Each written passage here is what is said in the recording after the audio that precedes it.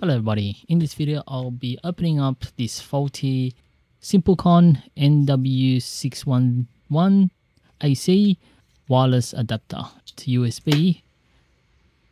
I'm just going to remove the antenna and then I'm just going to get this screwdriver, find a little gap to open this up.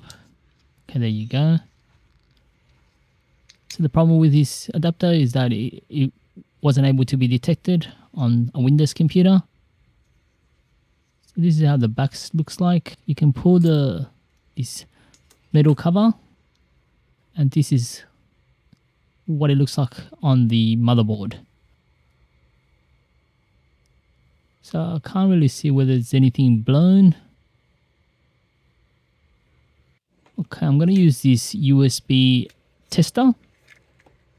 So it will show me whether there's any voltage or current going through the device when it's plugged in. So at the moment it's a 5 volt.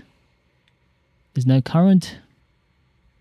I'm gonna plug this in, just make sure you don't touch anything. Okay, so it's drawing about 0.2 amps.